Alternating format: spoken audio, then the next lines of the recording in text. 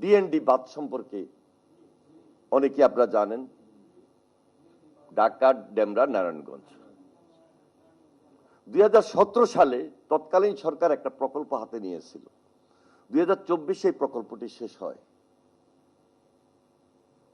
যদি এই প্রকল্প করতে গিয়ে প্রচুর পরিমাণ দুর্নীতি হয়েছে, প্রকল্পটার উদ্যোগ ভালো ছিল, কিন্তু ফিনিশিং ছিল না।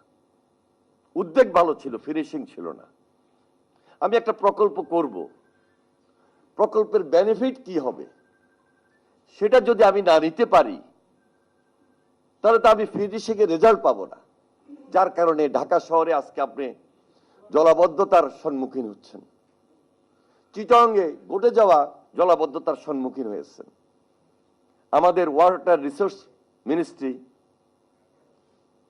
চট্টগ্রাম এবং ঢাকায় দুইটা প্রকল্প হাতে নিয়েছিল 2017-2018-তে। চিটাগাংটা এখনো হস্তান্তর হয় নাই, হস্তান্তর হয়ে যাবে। ঢাকাটা 2024-এর হস্তান্তর হয়ে গিয়েছে। কিন্তু হস্তান্তর হওয়ার পর খুবই মর্মান্তিক যেই চ্যানেলগুলা হয়েছে এবং কংক্রিট চ্যানেল পাকা সম্পূর্ণভাবে, কিন্তু সেখানে বর্জ্যের পরিমাণ আগের চেয়েও কম নাই এবং সেখানে খালের দুই পাড় দখল হয়ে গিয়েছে। তাহলে ঢাকা শহরের পানিটা যে নামবে,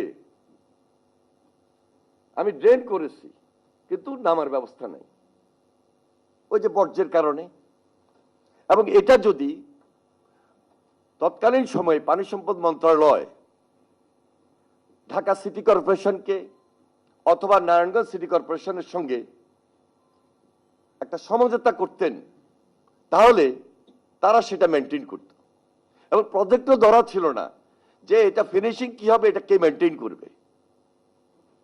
আমরা মাননীয় প্রধানমন্ত্রীর উপস্থিতিতে Dhaka city corporation, Narayanganj city corporation, নারায়ণগঞ্জের ডিসি সাহেব, ঢাকার ডিসি সাহেব সহ আন্তঃমন্ত্রণালয় মিটিং করেছি।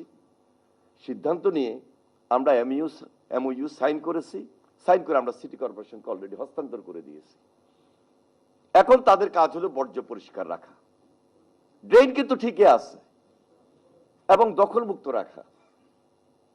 তাহলে আপনি 1700-1800 কোটি টাকার প্রজেক্ট হাতে নিলেন, কিন্তু আপনি রেজাল্ট আদায় করতে পারলেন না। এবং রেজাল্ট আদায় করার সময় আপনার সামনে আরো 700 কোটি টাকার সমস্যা এসে দাঁড়াইল।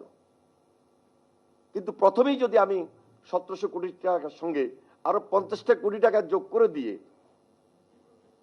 এটা পানিটা যাওয়ার, ড্রেনটা পরিষ্কার রাখার ব্যবস্থাটা করে দিতাম, ওই 700 কোটি টাকা লাগতো না।